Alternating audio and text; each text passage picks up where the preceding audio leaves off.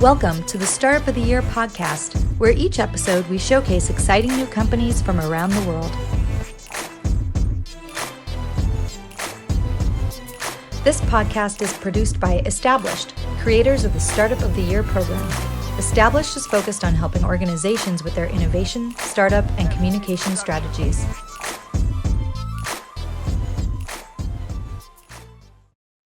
Hi, everybody, and welcome back. I'm Frank Gruber. Welcome to the pod. I'm the co-founder and co-CEO of Established, as well as the co-founder and managing partner at Established Ventures. Excited to have you here today. On this episode, we are joined by Jamilah Corbitt, who did an amazing discussion with a wonderful group of folks that are all focused on mental health and resilience. And she was joined by Johnny Crowder. He's the founder of Cope Notes, who is basically taking text messaging and turning it into a way to improve mindset and emotional wellness. Also joined by Margo Jordan, who's the CEO of Enrichly, which is helping youth build confidence and self-worth through a gamified learning, as well as Hannes Bend. He's the founder of Transforming AI, and they're blending mindfulness and technology to support emotional well-being. These are all folks from the Established Network. This conversation was part of an Established Network monthly innovation circle, or the MIC. And if you're not part of the MIC, you can join. Just go over to Established, go over to EST/the MIC 2025 and claim your spot right away.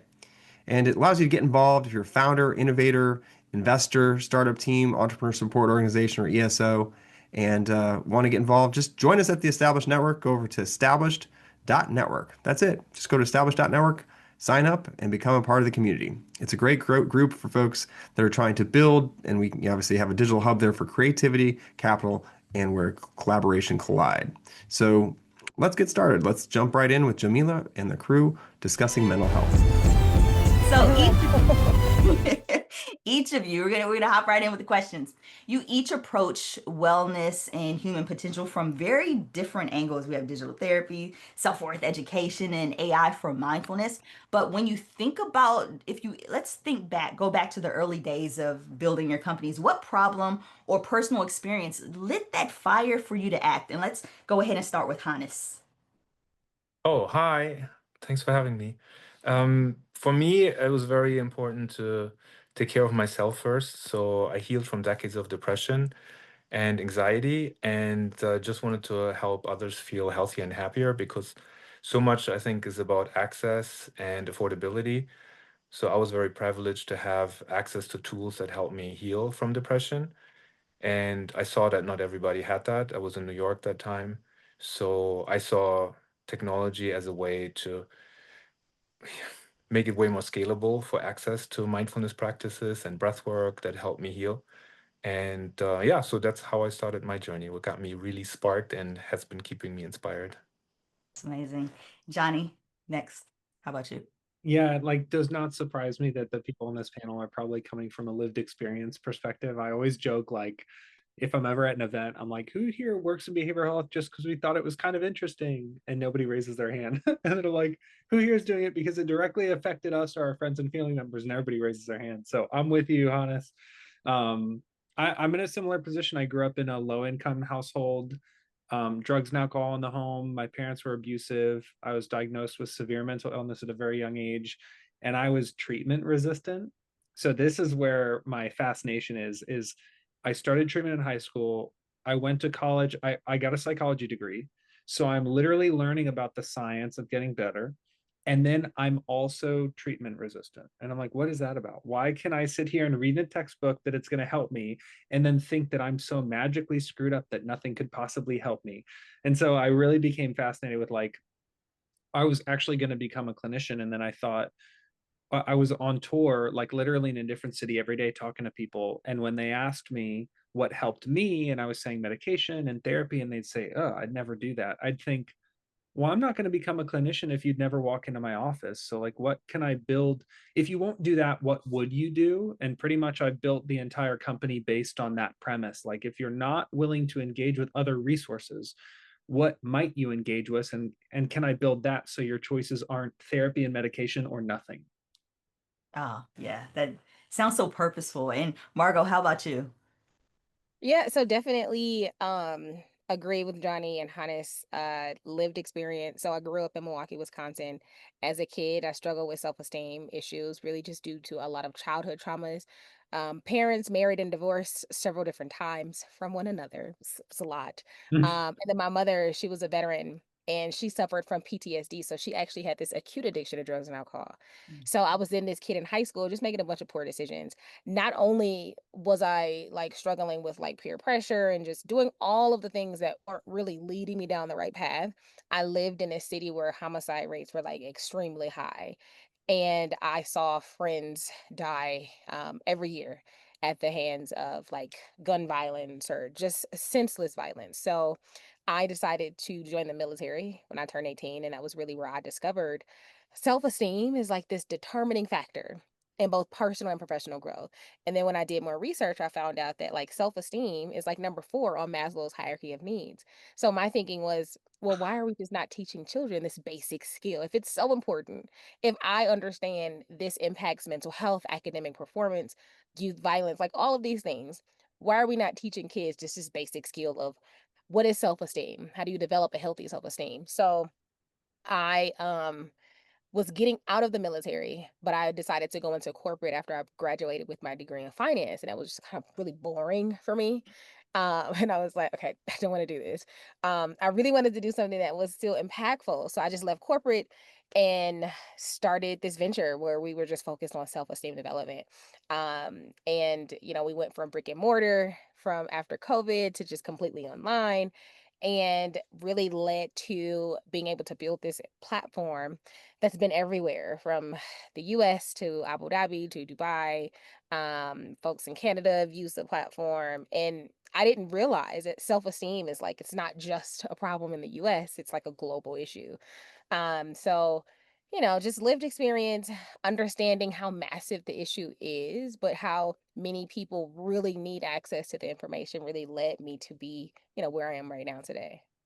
Yeah, and oh, thank you. All three of you have amazing stories, and I didn't realize how each of your stories kind of intersect. Like you all have some of the same elements. You created companies through your personal experience, and you all have three very different approaches here: proactive psychology via text, preventative youth education, and personalized bio adaptation via AI. And thinking back to your early days, what was the biggest non-technical barrier you had to overcome just to get customers to trust your solution?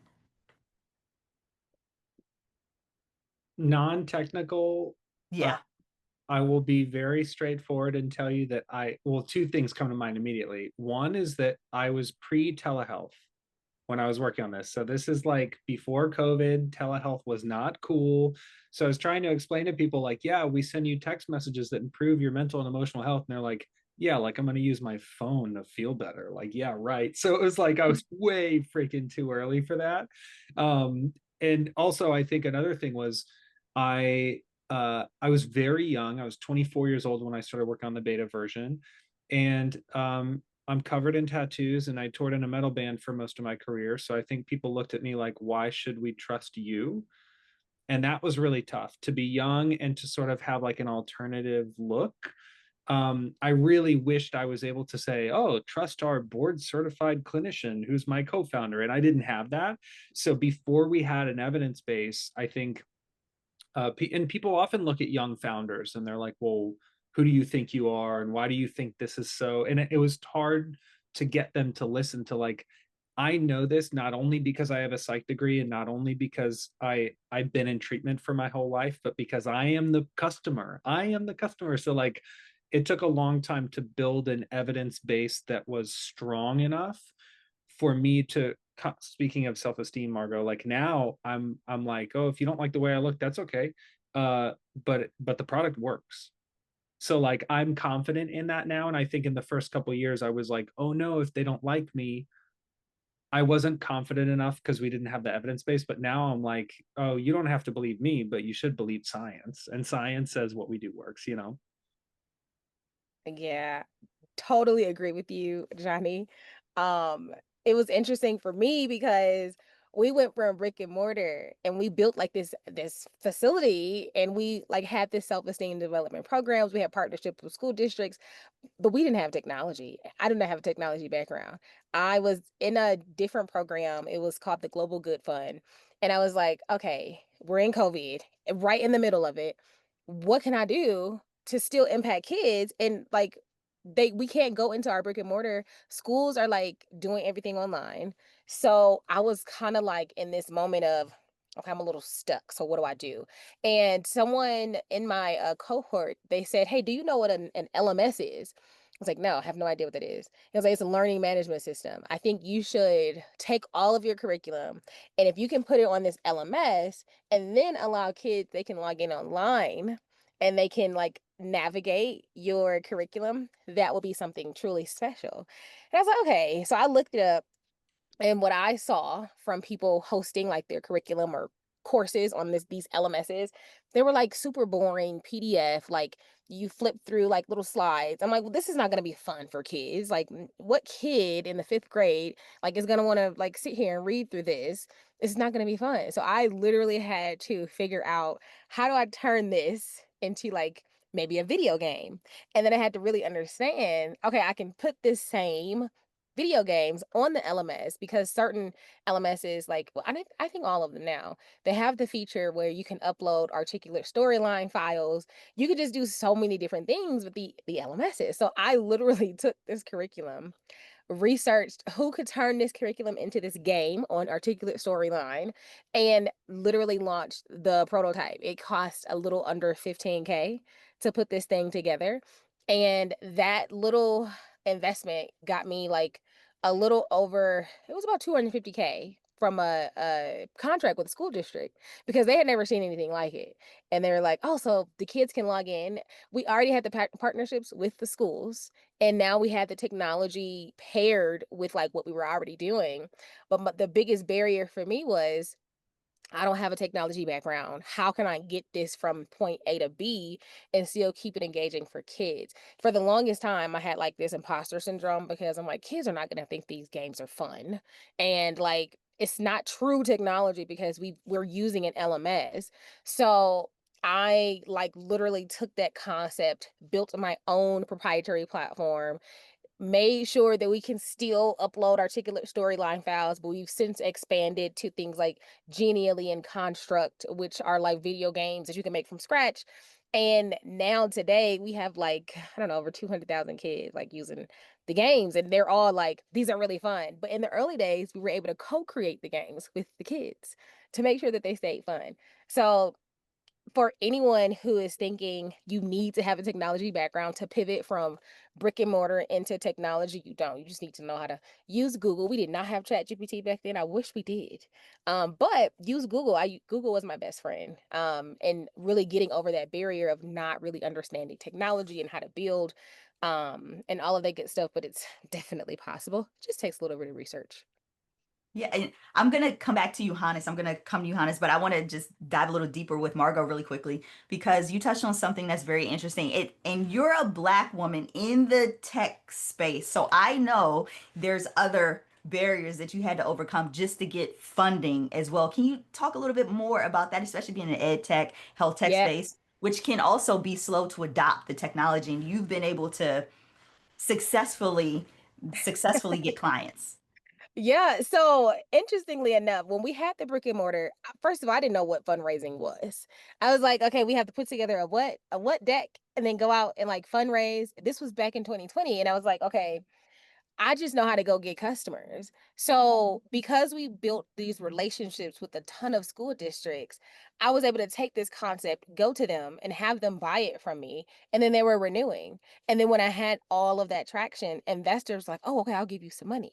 And I was like, okay, well, I've never had a formal fundraise process like ever, but I've been able to raise like a little over $2 million from venture capital.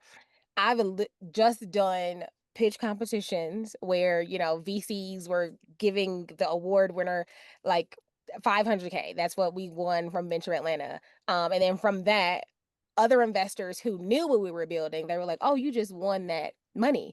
We want to give you more. I was like, okay, cool. So it was definitely it was a difficult thing to transition, first of all, from brick and mortar to now ed tech. Ed tech, I think we were at almost 1 million in ARR, and we just had so many customers wanting to purchase the program. We didn't do a lot of marketing. It was really just a lot of word of mouth. I think that's the thing that a lot of founders might get wrong, especially being like a Black woman in this space that's it's mainly dominated by Caucasian men. And I just had to figure out, okay, what is it that my clients want that they're going to continue to pay for? And that is what it was. It was this a platform that really helps to make mental health tools accessed for the students very easy. When it comes down to getting client is building something that the client actually wants. And then we actually pivoted away from ed tech. Now we're health tech. And that was because of the funding issues, the budget cuts that education took. And again, I had to figure out, how can I get this from ed tech to health tech? Like, because I knew that there was some type of channel there. I just didn't know what it was. It took a lot of research, a lot of customer discovery, and this is what a lot of our like founder friends get wrong is they don't take the time to discover, okay, what does your customer actually want and what will they pay for? Because we were going to build a product that didn't make sense. Nobody was going to pay for. And we had to figure out it's assessments, it's closed loop system, it's, putting all of these things together. And this is what these healthcare systems are paying for. This is what they have budget for. And then from there, investors will find you literally. If you're building a product that customers are paying for, don't let how you look stop you from going out to get the funding that you need to keep growing your company. You're going to bypass all of that by simply building a product that people want to purchase from you. Mic drop on that. Building a product people want, period. Hannes, non-technical barrier you had to overcome just to get customers to trust your solution. I mean, similar what the others shared is kind of the confidence, and then like I had all kinds of research and papers published, but I was back in New York. I didn't have a credit card. I was living on a sailboat in polluted waterways of Newtown Creek, like a few warm meals a week or something, because I saved Wait, everything. hold on. Honest, you were living on a boat? Yeah, I was living on a sailboat. Yeah, you just glossed over that. Right. Essentially, I would say I had to climb up a concrete wall when it was low tide. When it was snow in the winter, I had to make sure that I don't fall or slide. I wasn't drinking alcohol at all, so it was, and no drugs. So I was like easy for me to not like slip and slide in there. But then the sailboat next to me that like just like got crushed and like sank overnight. So I woke up in the morning and it was crashed. So it was a lot of kind of, like you need to have resources, even just to go to events, to look okay, to like fundraise. And I never fundraised before, right? I didn't have no credit card. I couldn't even fly back to Europe to where my family was, and my family doesn't, has no resources they could give me. So yeah, I was living on there, and then I put all the little money I made at ThoughtWorks and other places where I was a artist in residency or a technologist in residency into the IP, right? Because that was when nobody had the patents on personalizing output data to vital signs and emotions. So my Bay Area friend said, "Oh, somebody needs to have that." We're all been thinking about it back then. It was like 2017, 18, and the years after. And so I filed a bunch of patents with just any money I had, and then I got the patents granted later on. But it was a huge risk because I literally kind of starved myself there a little bit. But I mean, obviously it was a choice. I could put that money into a tiny little box in New York where you paid thousands of dollars for then.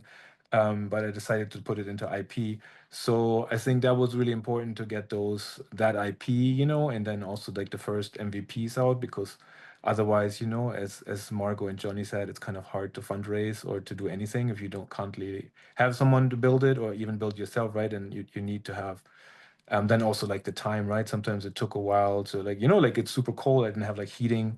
I didn't have like water there, so I had to kind of like go somewhere to YMCA that was open at night where I can like take a shower after work, or because like also like sometimes just having time, right? Just having time and the ability to build something in the fundraise is so essential. You can't like underestimate it, because a lot of people, right, like in New York, like if I would have not lived on a boat, right, like kind of rent free, I had a skyline view. It was amazing. I really missed those times. I was so happy. So, like if you don't have that ability to live rent free or something, you have to like pay all this rent, and then people can't really build anything, right? And or even fundraise, go to networking events. Some people have to work late. So I think sometimes time is an underrated capacity in a way to have to, and obviously network, like I think seems like all of us didn't have the network. And I think building that network, having that time, and that space, mental space also, to feel confident to go to those events, to build, and yeah. So I think those are the main things. Very essential Wow. in a way, but Well, not wow. easy to come by. Honest, I'm almost left speechless by your story. That's amazing. And resilience. And Yeah, I want to stick resilience. with you. Yes. I want to stick with you, but also open this question up to the rest of the group. But I want you to answer this first because I want to dig a little deeper. And you're talking about taking a shower at the YMCA and just living on a boat. The founder journey is a mental health hazard in itself. Mm. What has been your non-negotiable habit, practice, or boundary that you've implemented that has been critical to maintaining your own mental health while building your companies?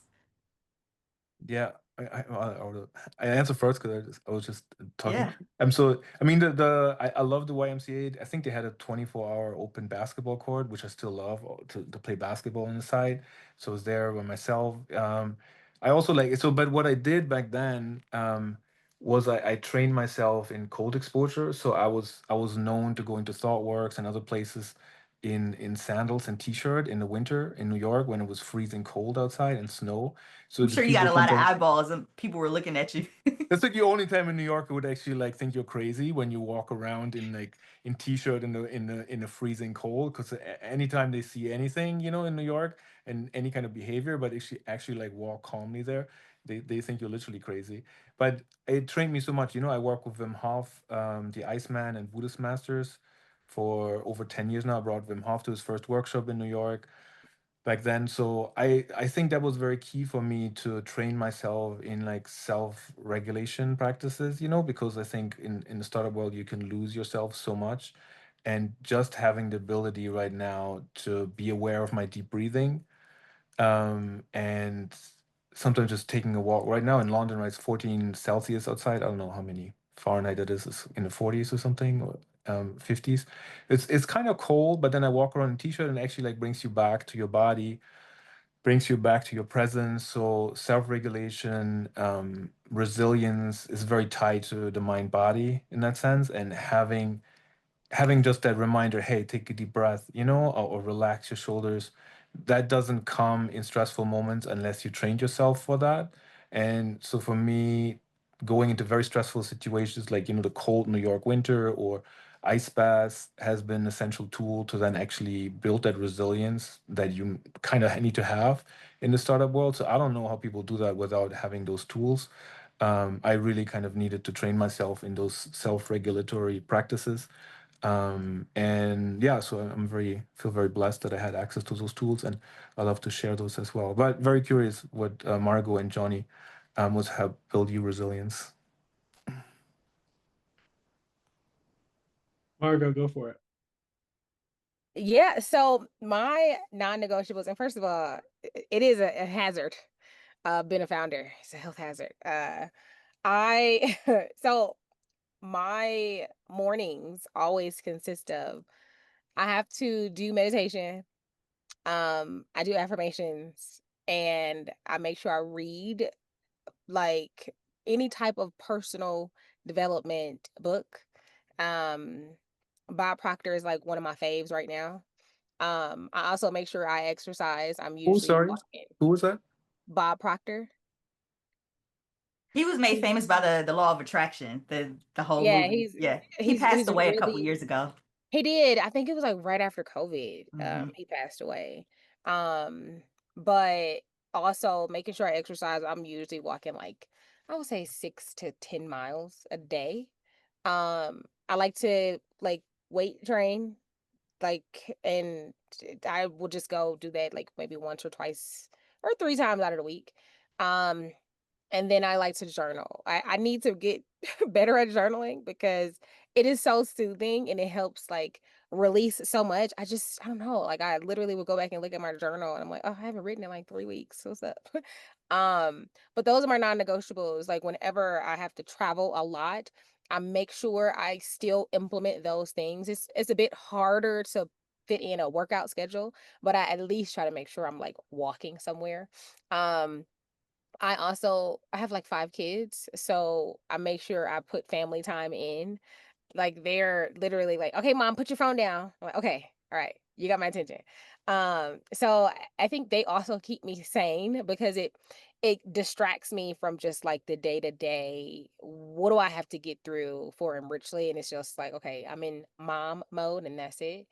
And then I also think another non-negotiable for me is just putting up boundaries when it comes to I like to put a lot of pressure on myself and I sometimes I have to like put those boundaries up for me. And just okay, look, it's not that serious, it's not that deep. It'll be fine. Don't like put too much into it. And I think we all might be guilty of like we put the pressure on ourselves and then we'll look around and like, well, nobody else is really like rushing me to do this. I'm like the only one, doing it. So it's just putting myself in check. Um, and I think I have so many others, but those are like the top ones for me.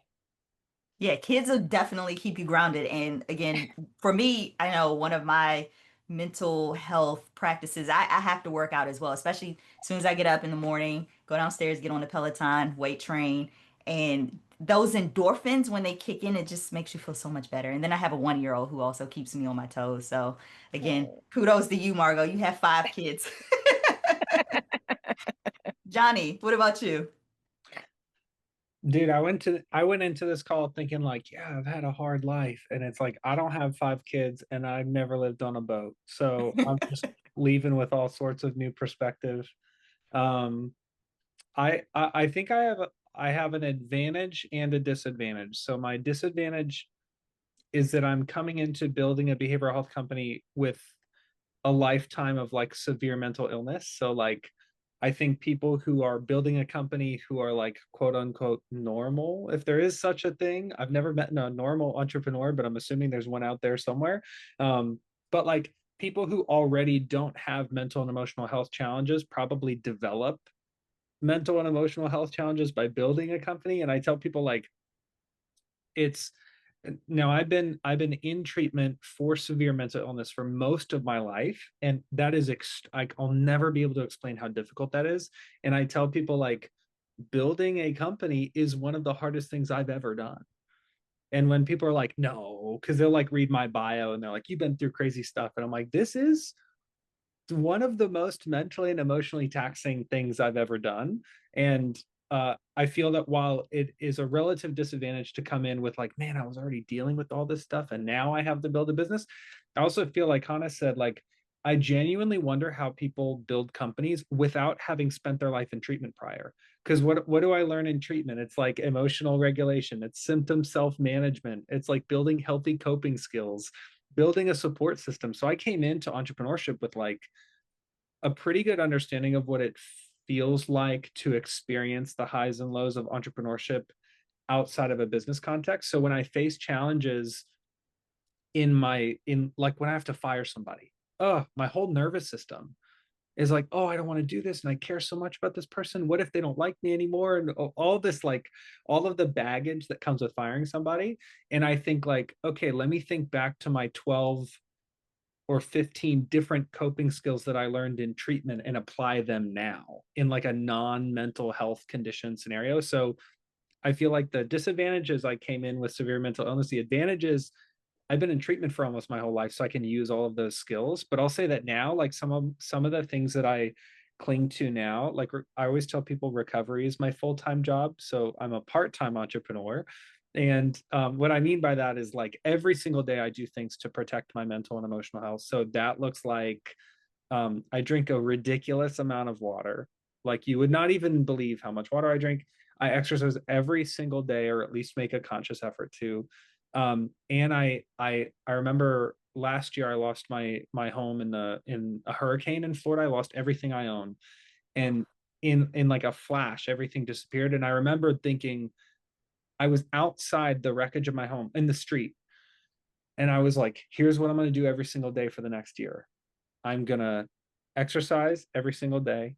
I'm going to go outside for at least a minute every single day. I'm going to talk to at least one friend every single day. I'm going to journal every single day. I'm going to pray every single day. I'm going to listen to music every single day. And I made this list of like, if I do these things, I will survive the next year. And I think having that list handy and on your person isn't just important for mental and emotional health regulation. It's also important for entrepreneurship, because a lot of my friends who have given up, and I've wanted to give up, the things that have prevented me from giving up, while it might sound silly, are like taking a step away and listening to music for 30 minutes, or like just doing something that you know will regulate your nervous system to the point where you don't make a rash decision. Wow. And I'm sorry to hear that, Johnny, that you lost everything, everything. Oh, that breaks my heart. And I think you answered this question, so I'm going to open it up to the group and feel free to hop in if you have more to share. But we often talk about success. You hear success stories all the time, but we rarely talk about failure. And people like to compare themselves to other people's highlight reels on social media and like, oh, entrepreneurship is great. And no, it's a health hazard. You have to really love what you're doing.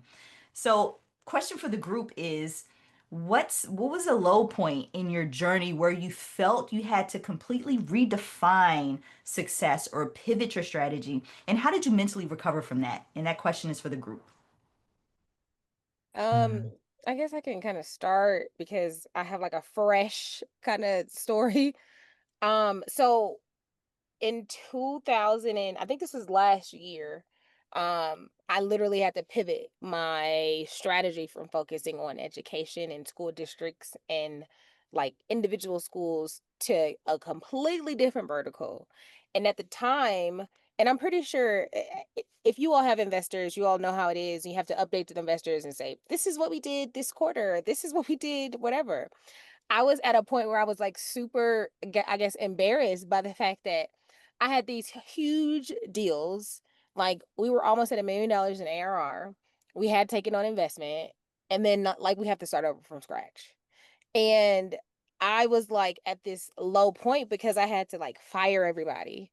Um, a couple of my contractors stayed on, but it was sort of like, okay, I'm gonna pay you when I can pay you, but we don't have any money right now.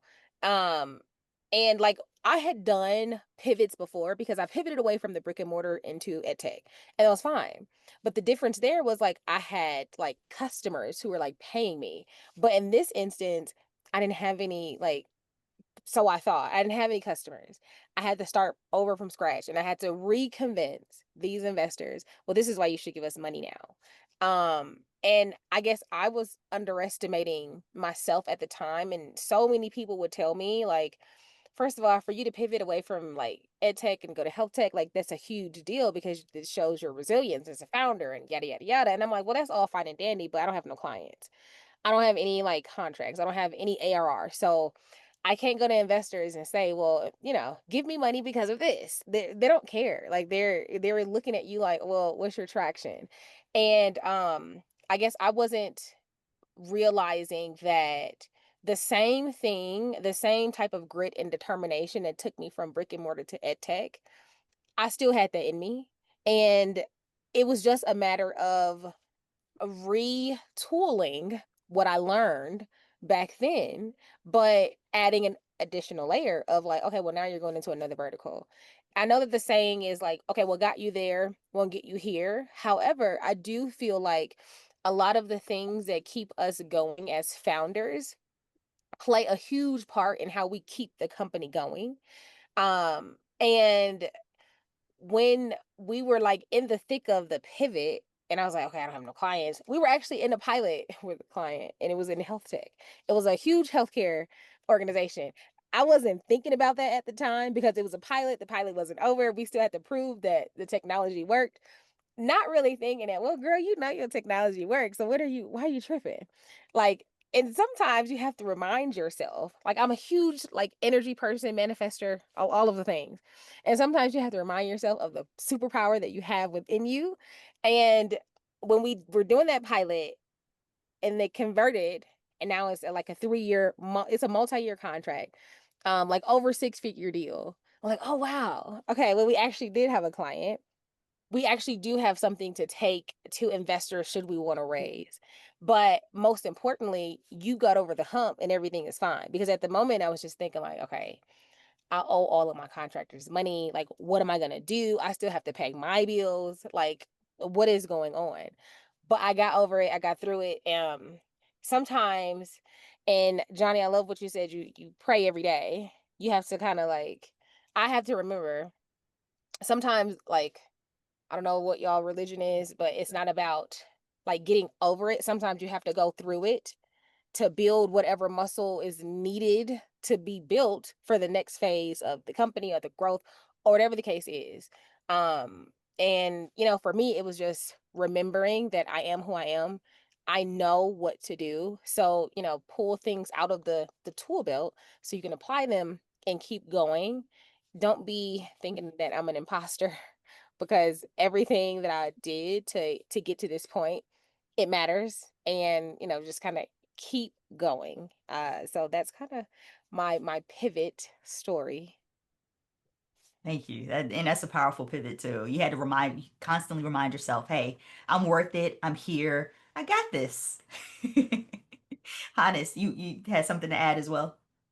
Yeah, quick question, because I wanna, like, Johnny, like, how many liters do you drink a day now? Because you said, like, you won't believe it.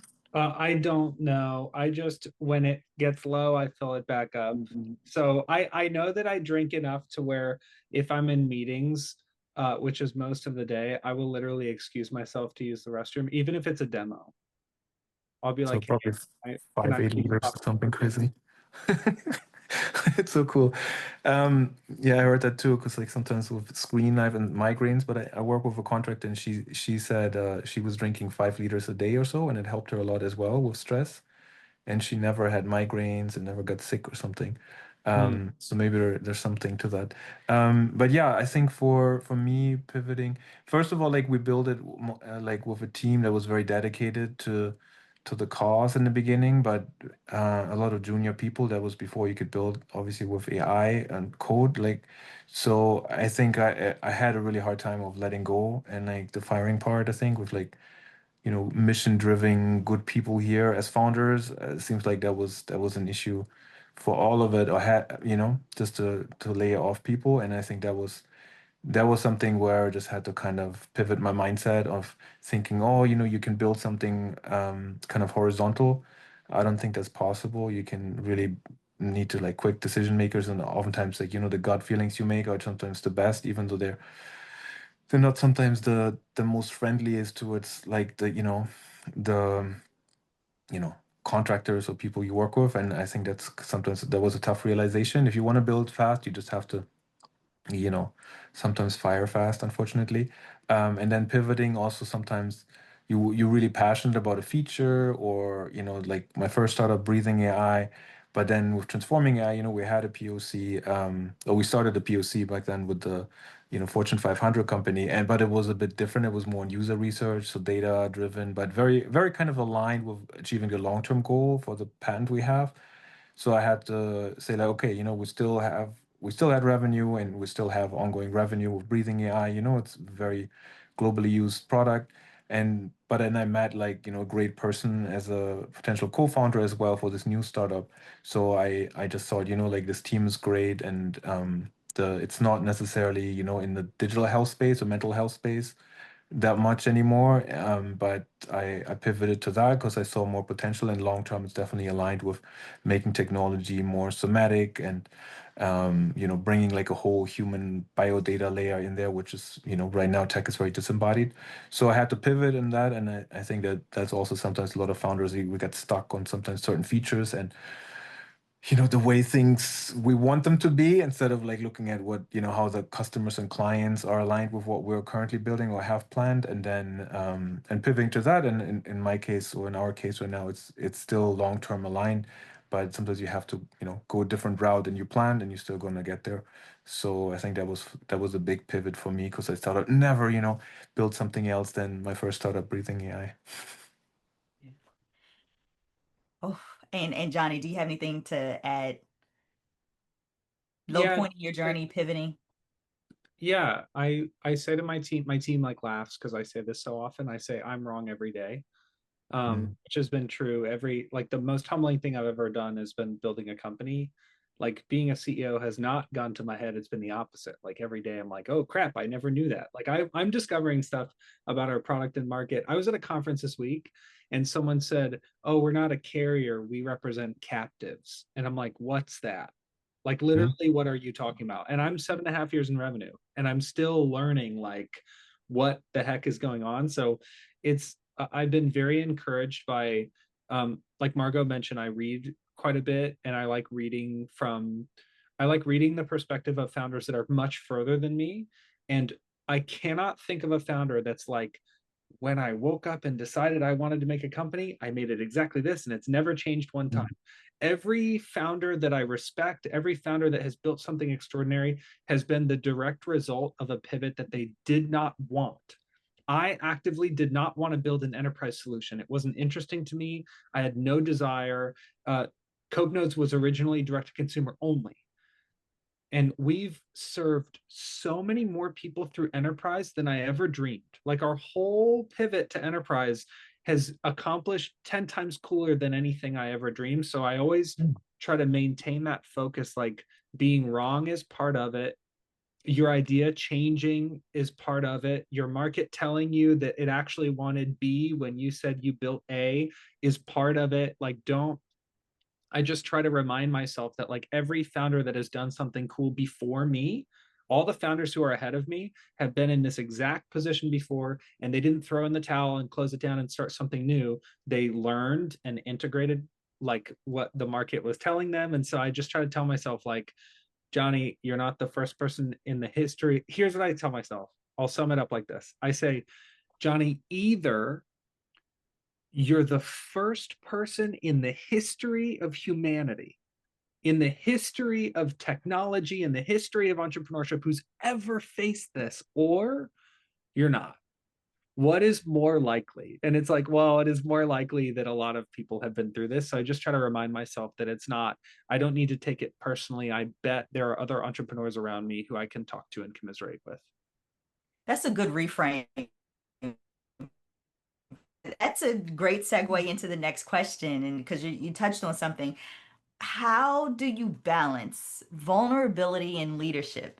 In other words, how do you lead authentically while still inspiring confidence in your team and investors? And this question is for the group. A really good question. Um, so for me personally, I've been in positions where like I've had to announce like bad news to the team. I've had to like share something with investors that I really didn't want to have to, but I've had to kind of like take this approach where even if I'm like scared about it, even if I'm like super embarrassed to say it, I know that it's best to just say it. And like honesty is the best policy. So even though I'm saying, like, explaining something that I really don't want to have to, or I have to like give the team some news, I do it in such a way that I'm being honest about it, but I'm still displaying like who I am as a leader and letting them know, like, for example, when we lost like our biggest client, it was like, well, look, we may have lost this biggest client due to these budget cuts. However, this is the direction that we're going. I feel really strongly about it because XYZ. Um, and I think that my team and my investors, they love the honesty that I provide to them. There was one summer where we had about, it was like $110,000 invoice like out with the client, and they were supposed to pay it. They were like, I want to say 60 days late in paying it. It was with the government entity. And I had to tell my team, like, look, payday is going to be late because we're still waiting for funds. But the amount of like messages my team sent me, like, oh, it's okay, it's fine. Like, we're here for the mission. And like, I still have like my Slack notes from the team. One of the ladies had sent, she was like, it's so hard being like a leader, let alone like a female leader, and you're like a Black woman. I have so much respect for you for what you're doing and how, you're being honest with us, because so many people have been in this position. She was at a company before where they weren't honest with her. Um, and she was just like, I really appreciate the honesty, and like, I love working with you. I love building this company. And I wasn't expecting that. I was like, everybody's gonna hate me. They're gonna be so upset because payroll is late. But it was the exact opposite. Um, and my investors were the same way. They were like, I know this is not ideal, but we want to help solve the problem with you. So I appreciate the honesty. And that right there is sort of like how you react to any problem is the strongest indication of the type of leader that you are. Um, versus, in my opinion, versus anything else. It's like, how do you act under stress? How do you respond to stressful situations? And I've just kind of been able to keep a level head. And honestly, it goes back to what my non-negotiables are, like the meditating, the journaling, like all of those things. To Hannes's point, when he said, he puts himself in these harsh environments, so he knows how to, I guess, cope in those environments. That's kind of like what I do. Like, I still keep those non-negotiables intact. So when it does come to like things hitting the fan, I'm not like all over the place. And I think that's like a super important thing for founders to remember. Mm. Yeah, and also what you said about honestly, but you're a kind person. Um, just when the pandemic hit in 2020, I remember I was at a conference and Marianne Williamson and I chatted, and she said, "Honesty without kindness is brutality," and that's kind of true. And I mean, I guess sometimes, we're all kind of brutal and cruel, but just being like honest with someone, right? Because if you're honest and truthful, sometimes it could be very hurtful to someone. But if you deliver it with kindness, as you said you did, it resonates, and then people can be compassionate. You give them the space to be compassionate. But if you just deliver news sometimes, then it can come off as just harsh and cruel. So I think that's also something that you probably embody, Margot, and I think like good leaders do, so because you're relatable. And I'm sure like I failed at this many times because sometimes you just like I'll just share what it is, but you don't like you don't deliver it properly with kindness, and then you kind of fail, and the team feels like you're failing on them because you just seem like you're just very disengaged and disconnected from their needs or from clients' needs or investors' needs in a way. But I think like everybody can relate, or most people can relate if you just deliver it with, just empathetically. Yeah, we're just about at time, but I want to keep the conversation going. Maybe if I squeeze an extra 3 minutes out of this, because I'm really curious to understand and to know, how do you measure impact in your companies? And this is beyond user numbers, beyond revenue, in terms of human outcomes. And I want to hear from all three of you. So we'll start with Johnny and then go Hannes and then Margo. Yeah, we have a couple quantitative measures that are on our website, and then we have a lot of qualitative, which I believe in. So we have, I guess, we have it broken down into like how many total lives have we touched directly. We'll never be able to calculate indirectly, it's impossible. But if you count like how many we counted as lives impacted, we have like a running odometer on our website, so we can see like how many people at any given point we've touched in how many countries. It's like a live map, which is cool. And also how many interventions we've delivered. So that's like any day, if we want to know the number, we can just pull it up on our website, which is always cool. But those are like vanity metrics because none of us really understand. Like if I said, I'll show you a picture, how many people are in this picture? And you're like, I don't know, 4,000, 40,000. I can't tell. Like at a certain point, it becomes numbers don't feel as satisfying. So we also have qualitative measures, which are like feedback forms and outcome surveys and testimonials. So with all of our enterprise clients, we do outcome surveys, and we can tell like this percentage of people reported improved mental health as a direct result of what we did, and this many people we drove this many fewer emergency behavioral health claims because of prevention. And then what's the coolest for me is we have like a jillion testimonials, like probably at least several thousand, if not like tens of thousands of testimonials of like people saying like, this is the way it helped me. So what we do is we read one per week in our all hands, and they're all anonymous. So like, we don't know who they're coming in from. So it's cool to like share it with the team and say like, hey, Jamilah, if you wrote a line of code today, it contributed to this woman in Iowa regaining custody of her child because she got sober because of our work. Or like, Hannes, if you send a sales email today and we wind up working with a school district, there's this woman's daughter is still going to be alive in 6 months because of a text message that we send. And like, just reminding each other, like, we're not just building a company, we're like changing the world. And that's such a I'd rather fail trying to change the world than succeed building a company. Wow, that's powerful. And I admire how you've implemented that into your actual company culture. Hannes, anything to add?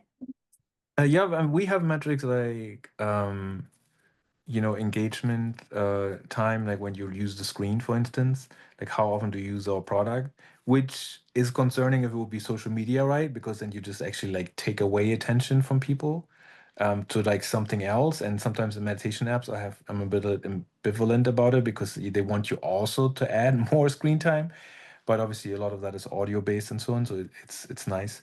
But like we're breathing AI adding the product into your screen time, so it's not additional screen time, but it's more mindfulness screen time, like less you know re- intense eye strain, more breathing exercises or posture reminders, mindfulness practices, relaxing, soothing sounds. So all of it is integrated. So when we measure like how much of the screen time, and sometimes we hit over 50%, which is really nice, and also DAU over MAU.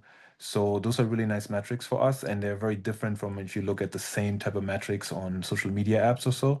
And then obviously global users, because then if we know like we're like in over 156 countries or so with breathing AI.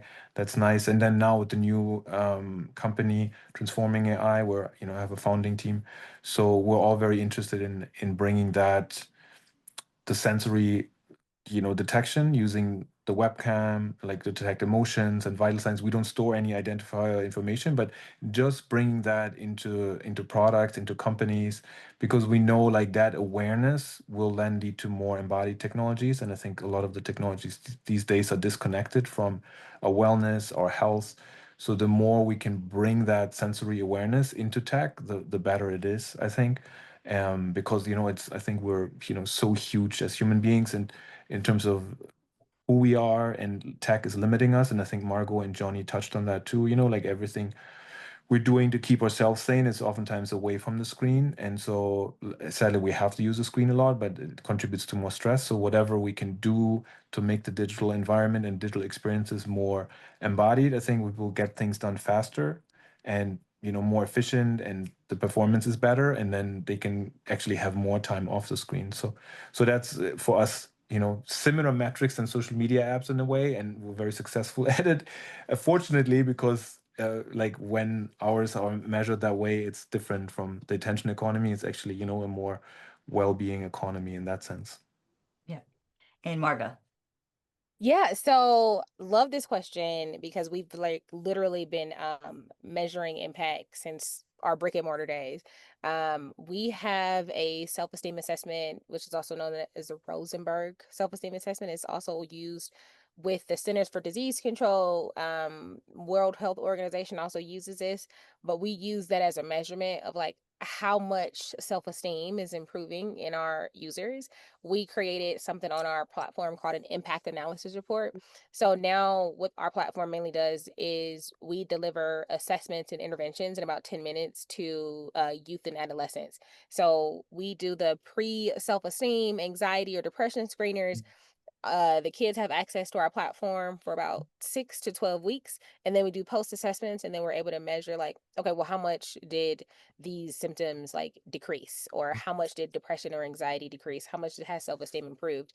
And then we also just state the number of kids that were impacted via our program. And it's something that we used to literally do by hand. So we would run programs with like thousands of kids, and our educational psychologists would manually record the pre-assessment numbers and then do the post-assessment numbers, do the math, and then spit out this impact analysis report. But now we've turned it into like a digital assessment or a digital report. So it's pre, post, and then we spit out an impact analysis report. So something that used to take us like, I would say 2 weeks to do, now it takes about, I don't know, 2 minutes too, with the technology that we've been able to build. And then we also love to make sure that we are recording the testimonials from the kiddos who have access to our programs and our technology. There's a kid in Ahmad, he was in our Abu Dhabi program, and he said, I had no idea what it meant to like truly love myself, but the platform helped to teach me what that meant.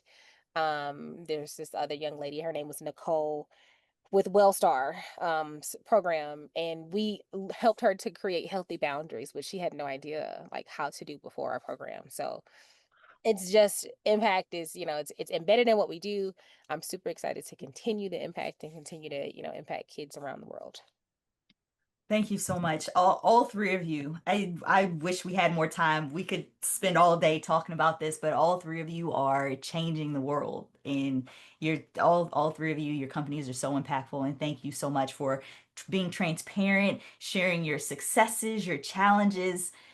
Just thank you, and a round of applause to our panelists. Wow, what a great discussion about talking about mental health and the ways to keep things moving in the right direction. Really great. I mean, it just shows this, everyone's, working through this stuff, and it was a great group of folks sharing their insights. So thank you all.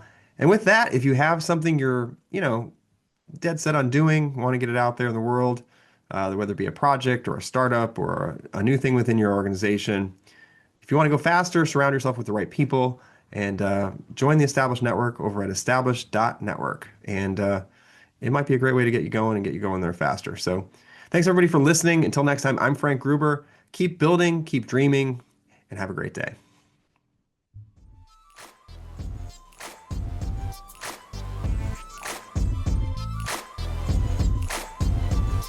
Thanks for listening to the Startup of the Year podcast.